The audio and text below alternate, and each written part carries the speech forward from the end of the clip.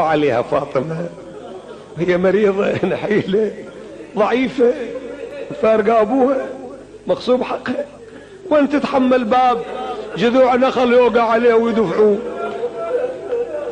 سقطت سيدتي على ظهرها، أشهضت محسنها، هذا الباب ببسمار، هذا البسمار سقط في صدرها. أيوة سيدتها. تقول صرخت فاطمة، شنو صرختها؟ صاحت يا علي أدركني. إنا لله، مو موضوعنا، انتبه الكلمات. ألا لعن الله الظالمين. سووا ذولا. ولما اختار الله لنبي دار أنبياء ظهر فيكم حسيكة النفاق، وسمل جلباب الدين، ونطق كاظم الغاوين، ونبخ خامل الأقلين، وأطلع الشيطان رأسه من مغرز آتفا بكم، فوجدكم للغر فيه ملاحظين، ولدعوته مستجيبين.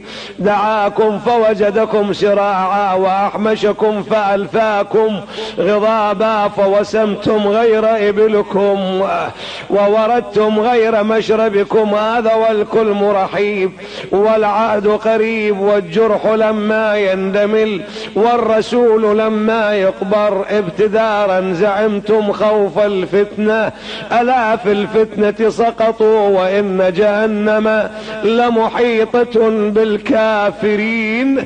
بعد هذا التفتت للقاعدين بالمجلس، يقول أخذت تنظر يمنى يسرى تشوف منه القاعد، وإذا قاعدين الأشراف، قاعدين العلماء، قاعدين الكبار، الشخصيات، الزعماء، الأنصار، المهاجرون قاعدين، كلهم كانوا هناك حاضرين. الأوس، الخزرج، حملة الدين اللي دافعوا عنه، عادي هنا خاطبتهم، قالت وصف بوجودكم أنا أنهضم يا أعضاد الملة ويا حضنة الإسلام، ما هذه الونية عن نصرتي، والغمز في حقي، والسكوت عن ظلامتي. أما كان المرء يحفظ في ولده، الآن مات رسول الله، سرعان ما أمتم دي